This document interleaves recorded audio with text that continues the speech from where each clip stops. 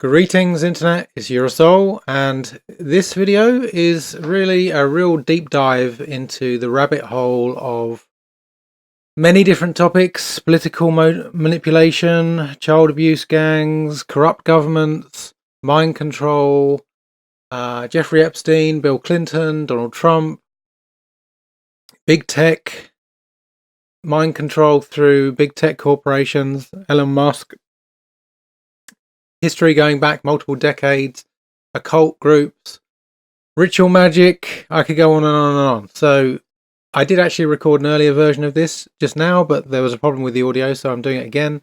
I do apologise in advance. I've just had dental surgery as well, so my mouth is a bit inflamed and you may have more difficulty understanding me than usual. There's nothing I can do about that, but I've been holding on to this information and not making this video for quite a while, and the news stories, the level of news and new information coming out in the last couple of weeks has been pretty epic, and I'm going to touch on some of the other stories in the news and how they might relate to all of this as well. And there's lots of people talking about this material, but I just want to add in a few extra puzzle pieces. That's the whole point of this. So I've subtitled this video "The Epstein-Barr Virus," and basically that's a reference to this, which we'll find out why I'm mentioning this, but it's basically one of the viruses from the herpes family, herpes being a sexually transmitted disease. So one of the big stories until some other big stories popped out of nowhere, which we'll get onto, one of the big stories in the news was Jeffrey Epstein's arrest. Now, for those who are unaware, I'll give you a quick rundown of who he is. The mainstream narrative is that he's a billionaire money guru who helps other billionaires invest their money and make more money. And he's very rich and has been implicated in some cases of rape and child abuse and so on, and spent allegedly the best part of a year in jail as a result of that. Probably should have spent more time than that in jail, but he didn't. And the corruption behind how he got away with that is a whole subject to itself. But he was just recently rearrested, and allegedly the police raided his house and found thousands of pictures of underage children, and obviously we don't know exactly what was in those, but they considered it serious enough to arrest him, and he's not being released on bail. So lots of people have been digging into who he is and what's going on behind the scenes, and as you can see from this page here from 2003, which is actually on archive.is, people have actually been looking into this for a very long time, and with good reason, really. So the bigger picture appears to be that he has ties to Secret Service, to big tech companies, governments, some of the groups who interact between all these groups who try and set policy around the world, definitely the kind of groups who start illegal wars and seek to profit from those illegal wars as much as possible. And you can see here it mentions that we have records showing that Bill Clinton went on his private plane, actually something like 27 plus times. We have Kevin Spacey being involved, who's currently having issues with the police in Britain regarding sex with young boys, as I understand it. I don't know all the details of that. I haven't even had time to look into it. But yeah, he's definitely surrounded by lots of characters who have had their fair share, or maybe unfair share, of involvement with dubious activities, let's say. So this really old piece basically is explaining how Epstein at that time lived in possibly the most expensive and largest, or at least the largest, private residence in Manhattan. Massive building, 15-foot high oak door, 9 floors. This is just his own house, basically, and apparently just full of artwork and the kind of things you'd expect to find in a billionaire's mansion. But lots of things you might not expect to find in a billionaire's mansion that tend to have a sort of theme of naked young girls. And we've now had lots of evidence coming out about how he was apparently having 2 or 3 underage girls coming and having sex with him or something like that pretty much every day, often, which is, see, I don't know how true that is, but I mean, that seems ridiculous, really. Even if you did have, I mean, even if we were just talking about adults, basically, who needs to have sex with 2 or 3 people every day? I mean, it's just, very strange, unless there's more to it. So, So as we scan through this picture here, that's portrayed from this older piece, describes this huge, wealthy building, and describes how. Oh, he also had a big house in Mexico as well, ranch. He also had an island, the well-known paedophile island in the Caribbean, and it's described here how he was friends with, or partners, I think, with Leslie Wexner, another billionaire, basically, um, who owns, or I don't know if he still does own, but certainly did own Victoria's Secret and a bunch of other big companies. And Wexner describes Epstein as being this genius with numbers and physics. And together they work very well, basically, from the perspective of making money. So he's one of the person who fully trusts. That's what he was saying. Since then, other people have come out saying, they've done a lot of research into Epstein. Some people who knew him, and they just don't understand how he made all his money. They're just baffled by it. There's no records of how he's done it, and no proper records. So you can't point to this company or that company that he's started. Let's say that's had a huge success, except for maybe his private company, but we don't know the details of what they were doing. His own one. We do know that he was investing in some of the big tech companies. So there's lots of grounds for him to have made lots of money, but the exact details of that aren't clear. What is clear is that there's lots of questions about his life, and one of them being, for example, that when he was age 20, he apparently got a job in a sort of posh private school teaching physics and maths, but he wasn't qualified to do that.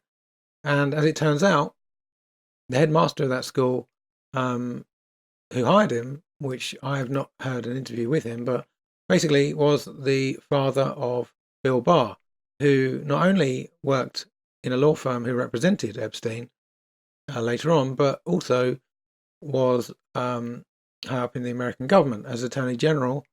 And he had to basically step down in regards to dealing with Jeffrey Epstein case because of this background issues. But originally, I don't think he wanted to step down. But anyway, so you've already got this weird connection, which through random chance would probably never happen in a country with millions of people in it.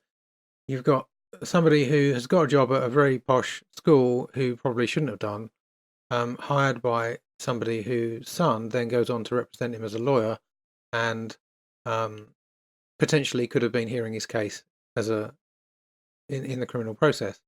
So obviously he was very well connected with people in government and these posh elite circles. And in a sense, it's good that this came out and this guy stepped down. But this is part of why I call this the Epstein-Barr virus, because if we look at the way that, in Britain we used to call it the old boys network, which basically means if you're an old boy of a private school, of one of the top private schools, then you were set for life, basically, because you had this insight and connections into this network of people that were completely disconnected from everyone else and who looked after each other and who ran governments and corporations and, probably were involved in dubious stuff, and they'd all protect each other through the courts and so on. So, now with the hindsight of a bit more experience and research and scientific data available, I would say network is one way of describing it, but you could also say there's a virus involved in all of this. Because obviously a society, just like a human body, it's a system and it needs to keep itself healthy. Society needs to be healthy. Humans need to be healthy.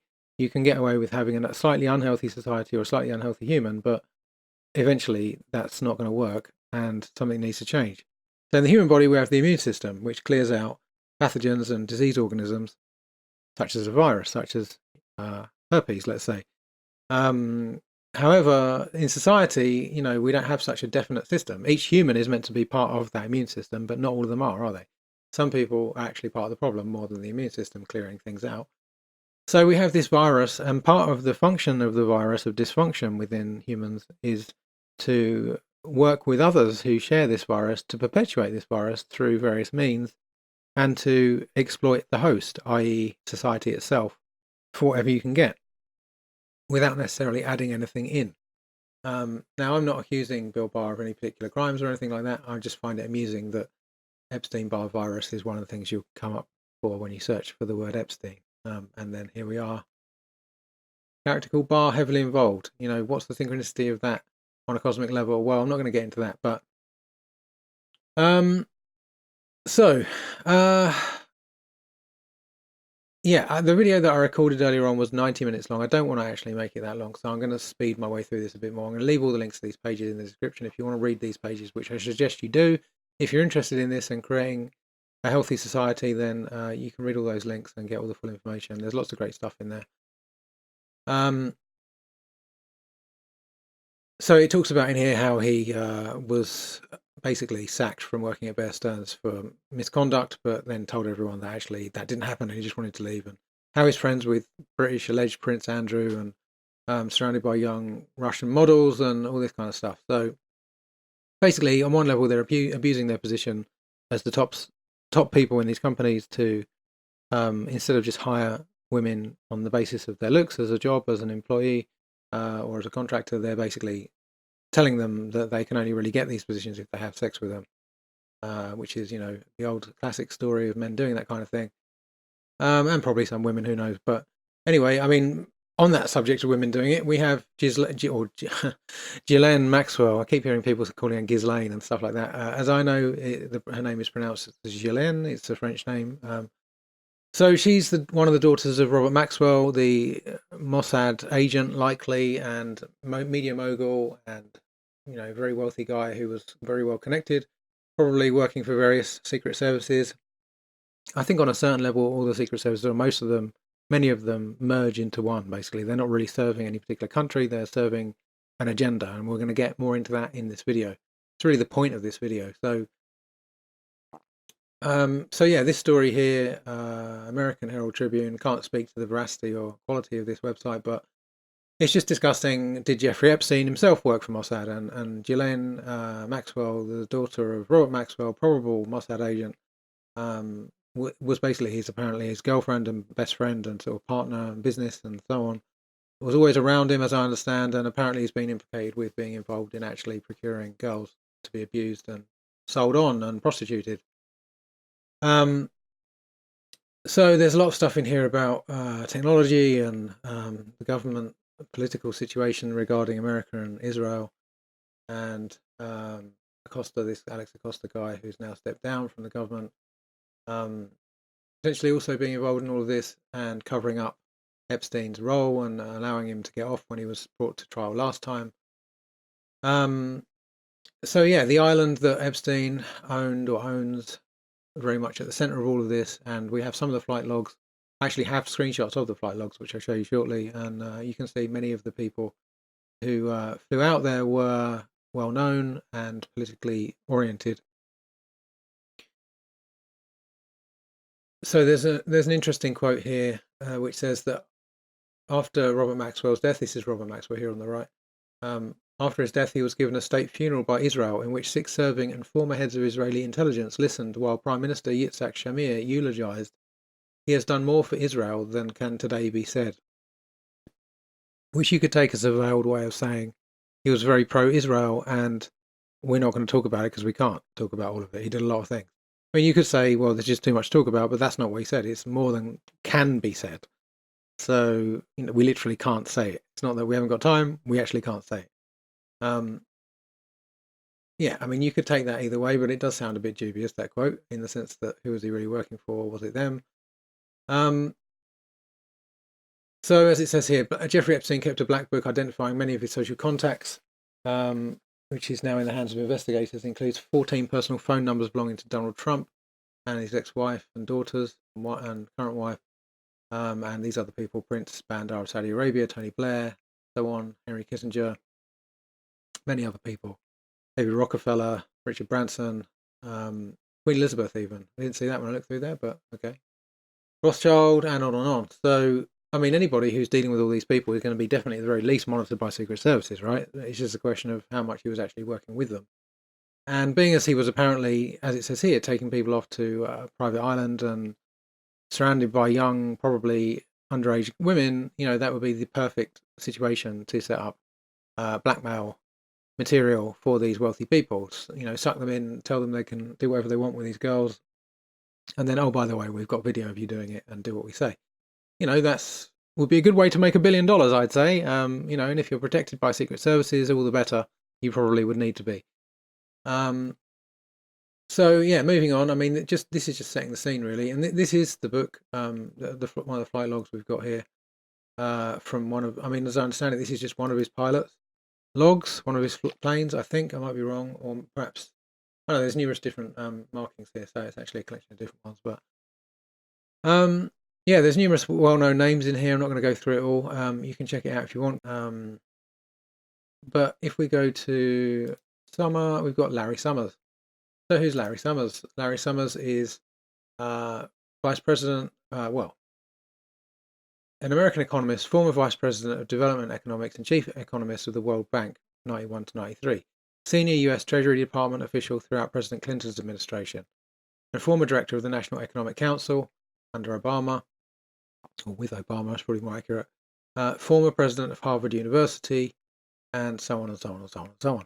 So obviously someone right at the top of the money world, and the World Bank, basically, for anybody who's done their due diligence research into what goes on behind the scenes, they always seem to be involved in making big loans to countries that can't pay them back, and then when they can't, oh well, you you just suddenly now you don't own your oil or you don't own your natural resources anymore, and you better allow our corporations to come in and take that, or you won't be able to pay your debt back. So basically, it's just an extortion racket, pretty much. That's a big part of it. And you can go and check out John Perkins' documentary and book, Apologies of an Economic Hitman, where he describes as a whistleblower his involvement in that process, where he literally would go around talking to leaders of South American countries and basically threatening them and telling them that if they didn't go along with this plan to subvert them, then they'd be killed or bad things would happen to them. So, it's particularly sad to see Trump making a big thing of all these people coming from South America trying to escape the violence there and trying to make out like they're all bad people, or they need to be treated harshly, when the reality is that a great deal of the problems that South America faces are actually the result of America's interventions covertly, and that's something that goes back many decades. So yeah, just setting the scene again. You got this guy at the top of the American government, as well as presidents, going along with Jeffrey Epstein. And this is another very interesting piece of the puzzle. Don't know the accuracy of this, but this claims that the flight tail number of one of Jeffrey Epstein's helicopters basically was the same number that was found on a US State Department plane at the same time, which presumably shouldn't happen. These numbers are meant to be unique, and there's roughly about 1 million of them in existence, as I understand it, according to the system that's stated. So the chances of two vehicles randomly having the same number would be pretty low.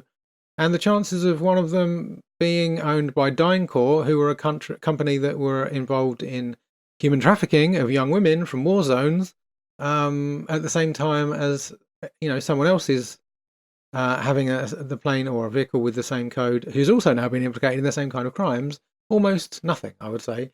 In fact, it says here there's yet another plane with the same number as well. So there's definitely something odd going on there. The same number being used 3 times. That's the kind of thing that you would do to try and confuse people or mislead, tracking, to try and put off people that are tracking you, and so on. Now, interestingly, it says here that this Bronco plane used by DynCorp crashed apparently over Colombia doing a drug eradication mission. So you've got basically a military corporation, allegedly running drug eradication mission. They wouldn't say who the pilot was for national security reasons. So, knowing what I know about, for example, Chip Tatum's testimony, who was a CIA operative, Vietnam veteran, who was an expert pilot who was hired by the CIA to run flights at that time, actually, I think, or a bit earlier, between America and South America, North America, South America. And he discovered that he was actually carrying massive shipments of cocaine without being told. And, the reason why he actually spoke publicly about it was because he'd taken evidence and hidden it, showing the complicity of people like Bill Clinton and other characters like that. And he knew that they would never kill him because he could just release that evidence. So knowing, and there's other CIA agents that said the same thing as well at the same time. So knowing that the CIA, there's a very good chance the CIA was actually drug running at that time, probably still is. And there's also a good chance that the wall they're trying to build on the south border of America is more to do with trying to control the drug trade so that their people get through than anything else. But anyway, given that there's a very good chance this plane was involved in drug smuggling, and it has the same code as Epstein's code, that again I would say is not random. And Alan Dershowitz was Jeffrey Epstein's lawyer, as I understand it, in the court case where he sort of got a very light deal a while ago that ended it with him in a sort of light prison for about a year. Also listed on his flights as a personal friend, Naomi Campbell, the model, other people here, and so on. So it says Larry Summers there as well, actually. So as it says here, DynCorp, in 2002, the year Epstein's aircraft fleet stands accused of flying underage teen girls, some between the ages of 12 and 15, coincides with DynCorp's trafficking in underage females between the ages of 12 and 15 from Kosovo and Bosnia in the Balkans. One DynCorp whistleblower reported to the Washington Times' Insight magazine's Kelly O'Meara in 2002 the following on one DynCorp employee in Bosnia. He owned a girl who couldn't have been more than 14 years old. It's a sick sight anyway to see any grown man having sex with a child. But to see some 45-year-old man who weighs 400 pounds with a little girl, it just makes you sick. So yeah, I agree. And, you have to wonder, well, what was Epstein's involvement in that? And was he even that alleged employee of DynCorp, or was he somebody working for Epstein? There's numerous stories of people being at parties in America with Epstein where, I think one even where alleged Prince Andrew was there and just surrounded by girls who were literally 14, 16-year-old from Russia, sort of Eastern Europe. So, taking children from war zones for your own sexual gratification and to prostitute them out to people for blackmail probably, it doesn't really get much sicker than that, does it? It's like literally, that's like vampiric behavior. You could say just evil, isn't it? There's not, it's hard to really, unless you're literally just going to eat them as well and show the video to their parents and stuff like that. I mean, how much worse could it get? I don't know, but so those are the puzzle pieces being brought together, and there definitely are cults involved in all this stuff. I would say we've seen countless stories of good research done into different individuals and their involvements with cultic groups and ritual sacrifice and so on. I haven't seen any direct evidence of Epstein being involved in actual murder, but it wouldn't surprise me in the slightest from what I have seen. So Trump very much connected to this. How exactly, I'm not 100% sure, but there's conflicting stories. There's his quote saying that Epstein was a great guy and he loved women almost as much as Trump does, and so on. And he knew that he was into young girls and laughing about it. And there's the video, which we'll see in a second, or clips of it, which shows Trump at a party with Epstein talking to him like they were great friends. And now, as usual, Trump's totally backtracking and saying, "Oh well, I know I haven't really spoken to him for a long time. Don't really like him." And there's a story that he kicked Epstein out and banned him from his club for trying to come onto a young girl. I don't know how true any of that is. I wasn't there. I can just go on what evidence I have. And the evidence that I see is Trump, at the time that Epstein gets arrested and all his cronies potentially coming under massive scrutiny from the world, suddenly goes nuts and starts accusing people of just basically, he's just basically being overtly racist, the president, like no one's going to care. And telling people to go back to where they came from when they're American, just because they've got basically a different colour skin, as if they're not American. It's no one would do that unless they were literally insane, which there's a good chance he is, or basically it was a distraction. They're just trying to be, Mr. Puppet on a string, Mr. Outrage, trying to distract everyone's attention away from the Epstein case. I think there's a very good chance of that because, it's not helping him to be doing this. It hasn't. The only thing he could achieve by making these claims is support from, basically extremely racist people. And I don't think there's enough of those people to ensure his political survival in America. So maybe I'm wrong, but I don't think so. I think there's enough people who respect people from around the world and who are from around the rest of the world in America that they wouldn't stand for what he's saying. So it seems like something of a political suicide to do what he's been doing. But then we also have the story of all the Iran basically allegedly taking over these ships in international waters, around the same time. What a surprise. Big news stories. And it has to be said, as soon as Epstein was arrested, numerous long-term researchers into this said, right, now look, in the next few days, look out for big news stories breaking out of nowhere that are basically a distraction. And, I would say what we're seeing here with Trump and in Iran possibly are big distractions away from this, because at a certain level, once you get above government level, the entities that control the governments and plot all this stuff out, basically they're all one. They work together for an agenda. They're not pro-America, they're not pro-Russia, they're not pro any particular country. They are pro themselves and their agenda. So bear that in mind. So if we move on here, yeah. So again, quickly, all the times Trump's been accused of rape or attempted rape, right? I mean, people say, "Oh, well, they're just people trying to make money out of him. He's not a bad guy." Blah blah. Well, if you listen to the quotes from him, I mean, he does talk like an extreme misogynist, and he's definitely paid for sex with people and covered it up and tried to buy off, people to silence them. And how many presidents have been accused of rape? Not many. I mean, I'm not an expert in it, but there's been many presidents. I can't think of any in the history of America. Maybe one or two here and there, but certainly not this many times. And I'd be highly. I mean, even his wife described being raped by him, and then was basically changed language, presumably after having put pressure on her. So on. So yeah, I mean, it's not somebody I would trust with any vulnerable people. Let's put it like that. And ironically, historian finds Trump's grandfather was basically banned from his home country for failing to do military service. So he actually was kicked out. And a historian has discovered a royal decree issued to Donald Trump's grandfather ordering to leave Germany and never come back. Friedrich Trump, a German, was issued with the document in February 1905 and ordered to leave the Kingdom of Bavaria within 8 weeks as punishment for having failed to do mandatory military service and failing to give authorities notice of his departure to the US when he first emigrated in 1885. Ronald Paul, a historian from Rhineland-Palatinate, who found the document in local archives, told the tabloid Bild Friedrich Trump emigrated from Germany to the USA in 1885. However, he failed to deregister from his homeland and had not carried out his military service, which is why the authorities rejected his attempt at repatriation. The decree orders the American citizen and pensioner Friedrich Trump to leave the area at the very latest on May the 1st, or else expect to be deported. Bild called the archive find an unspectacular piece of paper that nevertheless changed world history. Trump was born in Karlstadt, now in the state of Rhineland-Palatinate, in 1869. He emigrated to the US aged 16, initially to escape poverty, attracted by the gold rush. Quickly turned his attention to catering for the masses of other gold hunters in Alaska, later allegedly running a brothel for them, and there made his fortune.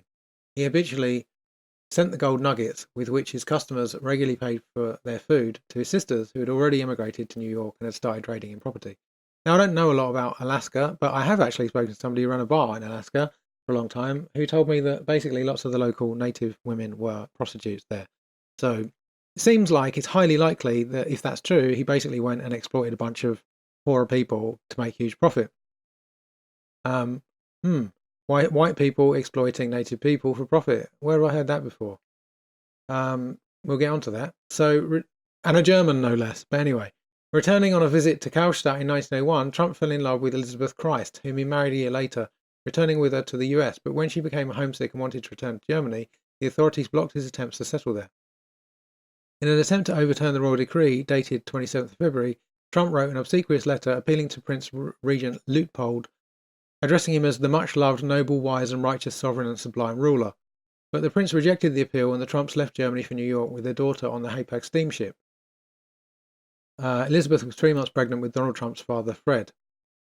So it really seems like, when I think about psychology of all of this, people's genetics and their subconscious and unconscious often contain imprints and programs from their ancestors.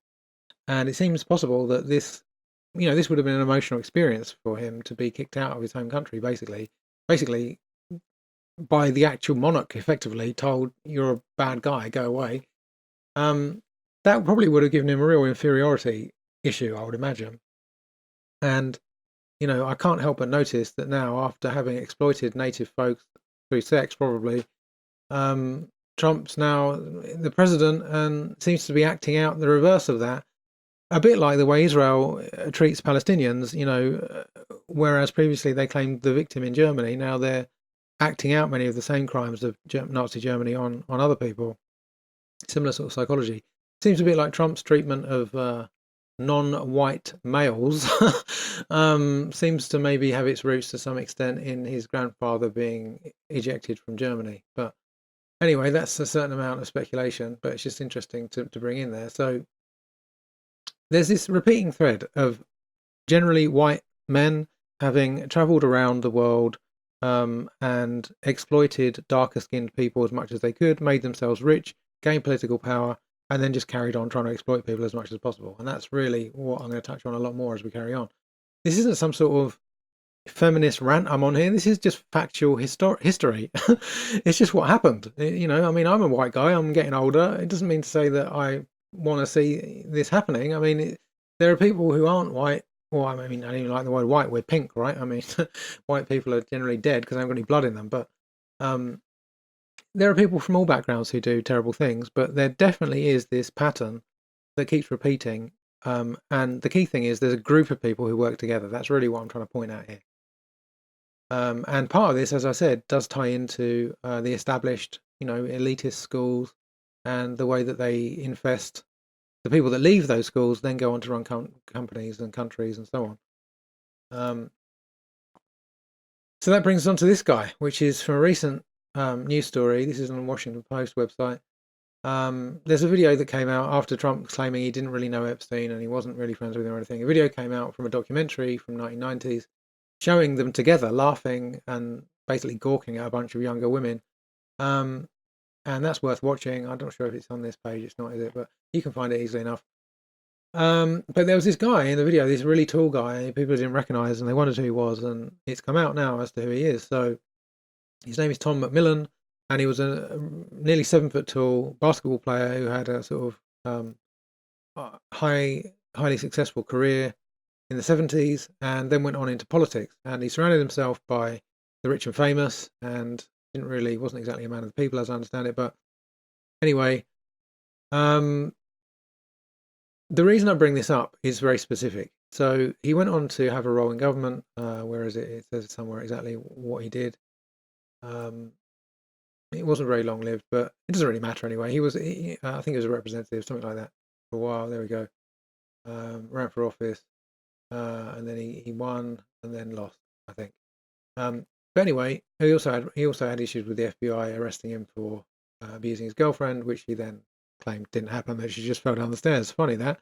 So anyway, the key point here is he delayed his MBA career to spend a year as a Rhodes Scholar.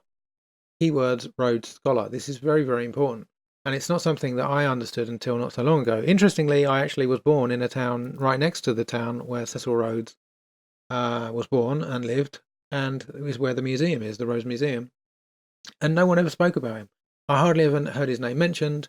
So I was really amazed to learn about him when I did through reading Carol Quigley's work, the Ivy League historian who wrote a book over 20 years detailing a lot of the information relating to Cecil Rhodes' life and his actions and the people he was surrounded by. And it's really something that's been whitewashed from history massively. And I need to actually give some background onto this for those who don't know, for you to understand the rest of what I'm talking about here. But the short version, and this is a very short version, is that Cecil Rhodes was a white English man or pink English man who basically helped build up the British Empire by dominating Africa, amongst other things. And the country Rhodesia was named after him, or he named it, I think. And he basically became incredibly rich, or massively rich, through raping Africa. And with that wealth, he then went on to form a secret network of people, a secret society, effectively, which most people have never heard about and probably would never have heard about if it wasn't for the book Tragedy and Hope, written by Carol Quigley. And that's an epic story in itself. But as I understand it, he was given access. He was a well-known academic in the 60s, Ivy League background, and he was given access to this network's private files so that he could write a history of them. And they weren't meant to be made public, but he ended up making it public. I still don't fully understand how that happened, but that's what happened. And then the book was pulled after 9 months, and you weren't able to get it, and then eventually it was released again, despite the publishers trying to stop that from happening. And it's a massive book, and most of it, most people would never heard of it, would never read it, wouldn't want to read it. It's too big, it's too dry. It's lots of historical details of events and things that happened, but about 5% of it is dynamite information explaining how this secret network has basically created democracy and parliaments and so on to be just fake. Since the beginning, they've controlled them all along to give the impression that they're something that people have a say in, but in reality they aren't. And this two-party system, basically, they're just two sides of the same team having fake contests with each other to make it look like there's actual change possible. And it's all spelled out with names and dates and financial transactions, real like high detail in this book, and examples from different governments around the world of things they've done. So Cecil Rhodes basically created the Rhodes Foundation, which is a group which funds people to go to Oxford University, gives them scholarships for what would otherwise be an extremely expensive education. And on the surface, it's this gift to the world to help poorer people get a great education. But as it happens, the network, as it was called, the secret society that Rhodes founded and left most of his wealth to in his will, basically takes people from that environment, some of people who will go along with their agenda, and trains them up in the agenda and role, whatever role it is they want them to play out in the world. And they go out and get jobs in universities and corporations and governments, and then they run the world, basically, appearing to be serving the public, but in reality serving the needs of this group. And this group has an inner circle and an outer circle, and the outer circle would be probably the people actually fulfilling these roles in society, and the inner circle would be the people who really know what's going on, who are privately planning and scheming. And as I understand it, the way it's explained is that Cecil Rhodes basically thought that English pink men were the best people on the planet and they should run the world. And that's basically the point of this network, is to make sure that predominantly pink men decide what happens on the planet, full stop, everywhere, everything that's important. So this is obviously important in that, when we look at this video, this is basically white, wealthy men, older men, exploiting women, as you can see, or not, at least not treating them with full-on dignity, let's say. And very much tied in with that whole network. And these are exactly the kinds of people that would be part of that Anglo-Saxon secret society that Carol Quigley spoke about. It's almost, I would say, almost guaranteed that these are those folks. So they're coming into a lineage of people who got their power and maintain it through manipulating, lying, cheating, stealing, murdering, starting wars. And basically they take other people's power, and then they just try to tell everyone they're the best, and people amazingly sometimes buy into it. So yeah, here we go. Trump called Epstein a terrific guy who enjoyed younger women before denying a relationship with him. No, I've never heard of him. What are you talking about? Yeah, I won't play that. I mean, you've probably heard it before anyway. So yeah, we've got this image here just showing, you can pause this if you want and check it out yourself, basically showing ties between Epstein, Robert Maxwell, basically Mossad, MI6, his daughter, British royal family, alleged, Bill Clinton, Rothschilds, you name it, pretty much, Trump and so on, all these characters all tied in together. I mean, there's this guy here, Roy Cohn, alleged mentor of Donald Trump and Roger Stone, who was apparently probably a paedophile and died of AIDS. Great. So there's this book here as well, joeplumber.com. I recommend checking this out. This is the simplified version of Tragedy and Hope, the book I was just talking about regarding Cecil Rhodes. He basically took the most damaging, explosive parts of that book and wrote it into this simpler book to read. It's actually available for free on the internet, so I definitely recommend going and checking that out. Yeah, it's a really, really good way to get an insight into all of this, and most people are never ever going to read the full book. This is a video on my channel, which is actually an interview with Carol Quigley from 1974, where he's talking about how the publishers lied to him basically and and other people, and told him that no one wanted the book and they just couldn't sell it, whereas in reality lots of people were asking for it and they deliberately pulled it. And he seems genuinely, in this interview, he just seems genuinely confused as to why they did it. He seems to be a bit of a strange guy in that he says in the book basically that he actually agrees with the aims of this secret society in terms of how the world should be run, but he doesn't agree with their methods. He thought they were bad and evil people, basically, I think. But he agreed with their aim. He was kind of like, well, the average person's stupid. They need to have people like me telling them what to do. That was, as I understand it, his basic position, and that's, so it's understandable he would have got in there and been able to write that book on behalf of that group. But perhaps it was because he disagreed with them that he published it publicly and just feigned ignorance. I don't know, but So yeah, you got this guy, Jason Bermas, is doing research into all of this. He's putting out lots and lots of videos, good work as well. He happened to actually just publish this video today on the same subject I was going to start talking about with Larry Summers. I would definitely recommend going and checking that out. He talks about here how Jeffrey Epstein was on the Trilateral Commission, the Council on Foreign Relations, Bilderberg Commission, Bilderberg meetings attendee.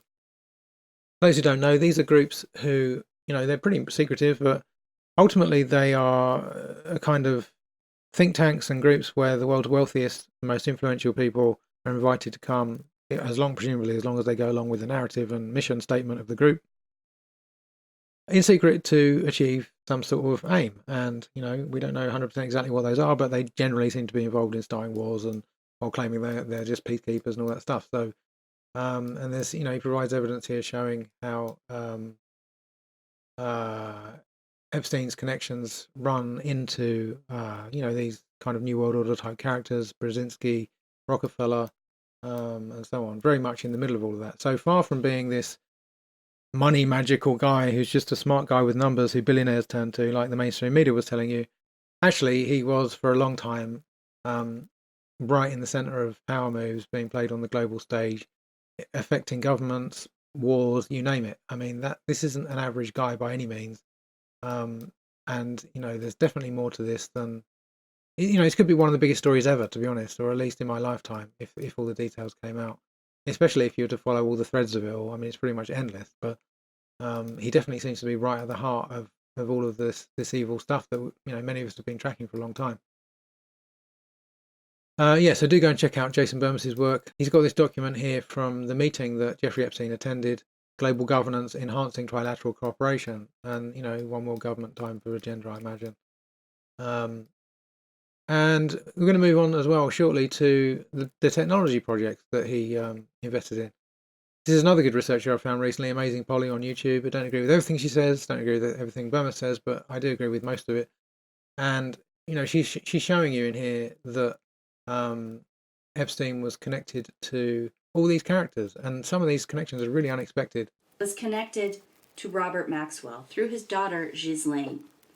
These two together created a blackmail operation or some sort of sex trafficking operation by leveraging their connections on Wall Street, in the fashion industry, Hollywood, in the royal family, and in politics. From this, they got a lot of money and they bought off the Justice Department. Some of the money is used to fund Harvard University, among other scientists, in AI and genetic manipulation. Robert Maxwell shared this love of science and a control of information, but he was maybe part of MI6, definitely part of British Army intelligence, and also was kind of putty in the hands of the Soviets, as we come to find out. Ghislaine Maxwell is his daughter, who has sisters Isabel and Christine, who basically made the first search engine for the internet, or so we hear. Isabel works for the World Economic Forum, and Christine went on to design some data analytics software that the FBI uses. Christine is married to a guy named Roger Molina, who still works in science, but also runs a magazine about science. His father is Frank Molina, the father of rocketry and jet propulsion labs. He went on to work at the United Nations under Julian Huxley, who wrote the dystopian science fiction novel Brave New World, which essentially runs us all like AI through genetic manipulation. I think she meant Aldous Huxley there, but anyway. Of course, Frank Molina was partners in that project with a guy called Jack Parsons.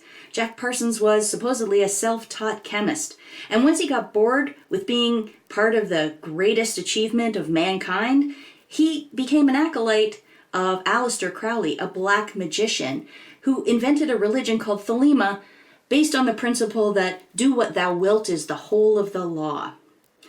And he partnered with L. Ron Hubbard and to enact this crazy Babylon working ceremony where he wanted to bring in the moon goddess or something. Right, so I definitely recommend checking out this video. It's well worth watching. Jeffrey Epstein, a mad scientist. I'll link that below in the description.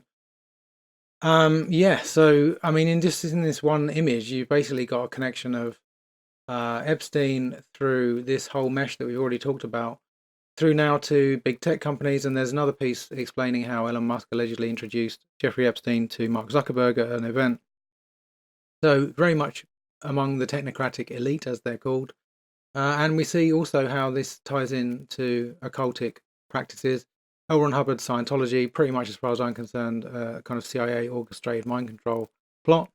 So this is, to me, this is all evidence of how these groups, no matter what name, alphabet, acronym you put on them, basically they're a group of people who come together using their resources to centralize power for themselves and act as if they're farming humanity on a big farm. And all these people basically are looking into different aspects of life, like psychology or chemistry or technology or media, whatever it is. And then they're either deliberately or being co opted into corrupting that knowledge for the benefit of the few to overpower the many. That's basically the theme of all of this. And that's why I don't find it, this is why I literally don't find it surprising that we've had all these big stories like Trump going nuts and making all these racist statements and Iran doing all this weird stuff. At the same time, all of this coming out, because it's that important that they would try to cover this up like that. This is a video testimony from Kathy O'Brien, who is probably a surviving victim of US government mind control called MK Ultra, which they actually even admitted to and apologized for, which was basically based on the research of Nazis taken from Germany at the end of World War II, who were then co-opted via Operation Paperclip into the American research facilities and NASA, and obviously had a certain amount of power there. And basically, these people just, they're heartless, and obviously, there were heartless people already in the American military government who just went nuts with it and tried to torture. Well, they did torture large numbers of people. Probably still are torturing large numbers of people, traumatizing large numbers of people to mind control them, to wipe their personality and turn them into basically slaves and assassins and you name it. And this is a video well worth watching. I'm not going to play it here; it's quite long. But she talks about in here how exactly this agenda of blackmailing powerful people, let's say, using sex and sex with children or whoever it is, was part of the course and definitely part of why they were trying to create these traumatized mind control victims so that they could basically be used as sex puppets or sex uh, laws, let's say, to get blackmail material on people. So yeah, this is an interesting side point on all of this. Basically, like I said, these kinds of people that do this, they're not really affiliated to any one particular group. They might, on the surface, be part of a group, but they're following a kind of agenda, whether it's conscious or unconscious. They might call themselves American. They might be part of the American government. They might call themselves Russian. They might call themselves Israeli. They might call themselves British. They might call themselves anything, a Jew, a Christian, an atheist. But they're all basically doing similar things. And this is an interesting story that I hardly ever hear anyone talking about. I presume it's real. I'm pretty sure I've seen this guy talking somewhere else as well. Rabbi Nukem Rosenberg, 63, basically describes a child rape assembly line amongst sects of fundamentalist Jews. So he goes on here to describe how large numbers, basically, of fundamentalist Jews around the world are involved in raping children, basically. And, it's kind of just normal to them behind the scenes. So he's graphically describing here entering kind of like a steam bath and seeing an old man my age, long white beard, a holy looking man sitting in the vapors on his lap, facing away from him is a boy, maybe 7 years old, and the old man is having anal sex with his boy. This boy was speared on the man like an animal, like a pig, and the boy was saying nothing, on his face fear. The old man looked at me without any fear, as if this was very common practice. He didn't stop. I was so angry I confronted him. He removed the boy from his penis, and I took the boy aside. I told this man, "It's a sin before God. What are you doing to this boy's soul? You're destroying this boy." He had a sponge on a stick to clean his back, and he hit me across the face with it. "How dare you interrupt me," he said. I'd heard of these things for a long time, but now I'd seen. So he's saying that it's very common amongst ultra-Orthodox Jews, and obviously also we know within Catholic Church, and I know also within other church systems and religions as well, India and so on, in some of them. So Yeah, it's not any one particular group. It's a subset of the population, seemingly around the world in most places, who basically are just totally corrupt and heartless and operate in the opposite way that a loving person would act, basically. And they're trying to. The thing is, it's not just this. It's not just like this complex of trying to overpower people and be felt to be powerful. I think there's more to it than that. I think there's several purposes. I think, first of all, in the case of religion or something like that, I think as a man gets older like that, he fears he's losing his power. The younger generations are going to replace him unconsciously. He knows that, so he's in a way he's like trying to weaken them by abusing them so that he can maintain his power over them. I think that's part of it because he's just obsessed with power. Um, and another part of it is perpetuating the uh, the whole idea of abuse and overpowering as part of the way they were brought up, as if that's normal, and getting people to normalize it as victims. It's like it is the virus. It's the Epstein-Barr virus. It's that virus being perpetuated throughout generations to accept abuse and to perpetuate abuse as if it's normal. And yeah, I mean, we really need to figure this stuff out and empower children and adults to stop them doing that. Obviously, but there's too many people who don't understand this is happening, don't teach the children how to defend themselves, and the children don't know what to do, basically. And obviously, a lot of them get abused. So I definitely wouldn't say send people to the Boy Scouts. First of all, they're not going to teach you how to defend yourself. Secondly, they're also probably heavily infested by this virus as well. As I understand it, the founder of the Boy Scouts was actually a child abuser. Um, yeah, so again, I'll link this piece in there as well. Not trying to say it's just Jews involved in this, but there's also this video from Oprah of this is quite a long time ago, but there's this woman who basically was also from an Orthodox Jewish family involved in cannibalism and child murder. The devil participated in human sacrifice rituals and cannibalism. She says her family has been involved in rituals for generations. She is currently in extensive therapy, suffers from multiple personality disorder, meaning she's blocked out many of the terrifying and painful memories of her childhood. Meet Rachel, who is also in disguise to protect her identity. You come from generations of ritualistic abuse? Yes, my family has an extensive family tree, and they keep track of who's been involved and who hasn't been involved. And it's gone back to like 1700. And so you were right. I was born into a family that believes in this. And does everyone else think it's a nice Jewish family? From the outside, you appear to be a nice Jewish girl. Definitely. And you all are worshiping the devil inside the home? Right. There's other Jewish families across the country. It's not just my own family. Really? And so who knows about it? Lots of people now. I talked to a police detective in the Chicago area, and several of my friends know, and I've spoke publicly before. And so when you were brought up in this kind of evilness, did you just think it was normal? I've blocked out a lot of the memories I had because of my multiple personality disorder. But yes, I mean, it's like if you grow up with something, you think it's normal. Mm-hmm. So she goes on to describe literally, I think, eating humans and, literally all the kind of stuff you'd expect to be associated with satanic rituals. And I'm not going to play it now, but I'll leave the link to this video as well. This is a long video, but Dr. John Hall basically talking about how the MK Ultra mind control, which the government in America claimed, oh no, we did do it. Sorry about that. It doesn't really work. We stopped. Basically, no, it never stopped. Trauma-based mind control continued via microwave technology, frequency manipulation of the energy body and the heart and emotional system and glands.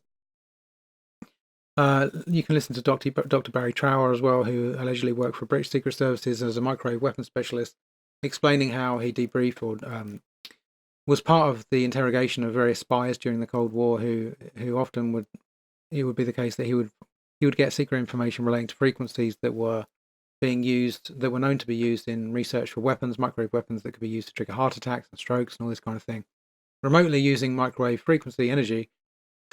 So he's basically saying here that, yeah, MK Ultra never ended and it's just been rolled out on a grand scale. So now it's played out through the internet, mass media, music, you name it. And I agree with that personally. So, again, this is all part of, in my opinion, the agenda to to allow a very small number of people to control everyone else, which ordinarily would be impossible. But by use of technology, trauma, denial, domination through the government and so on, they're actually fully going for this. And unfortunately, many people still just don't believe it's real. They just buy into the idea that this is all, it's conspiracy theories. Alex Jones, it's all fictional. Well, I suppose you think reptiles run the country. Well, whatever the truth of any of that stuff is, basically, let's look at what can be proven. And there's content relating to MK Ultra in the Congressional Record of American government because they admitted to it, and there's huge amounts of testimony and evidence basically relating to all this stuff. So there we are, the Epstein-Barr virus. It's a sick, twisted thing, and we need to get the immune system running properly, and we are all a cell within that immune system. Basically, our job is to clear up society and heal, balance, and evolve so that our children and our future don't have to face this vampiric, heartless abuse as previous generations and the current generation has done and is doing. So how do we do that? Well, that's a massive subject in itself. It's something I talk about quite a lot. Not going to talk about that now, but the short version would be live in your heart, never deny anything, always live in the truth, accept your emotions, allow your emotions to guide you instead of just blocking them out. And don't bootlick anyone, don't bow down to any authority, try to stay away from hierarchic organizations, pyramid systems, and empower yourself from the inside. And that's the very simple overview of how we fix this problem. Each person that does that plays a very important role in solving this on the global level. So with that, please do leave your comments underneath and any information you may have to add into all of this. And I definitely look forward to hearing what people have to say. And if you are unaware, do go and check out the Steem blockchain and eureka.org, ureka.org. That's my own social network that's powered by the Steem blockchain. This is an uncensored social network platform which allows you to even be paid for posting as well in cryptocurrency. And also 3speak.online, which is the video hosting platform for that network now, the best one, the one that I like the most. Those three things together, they're an important part, in my opinion, in liberating humanity via the internet. So do check them out. And maybe I'll see you there. Until next time, peace.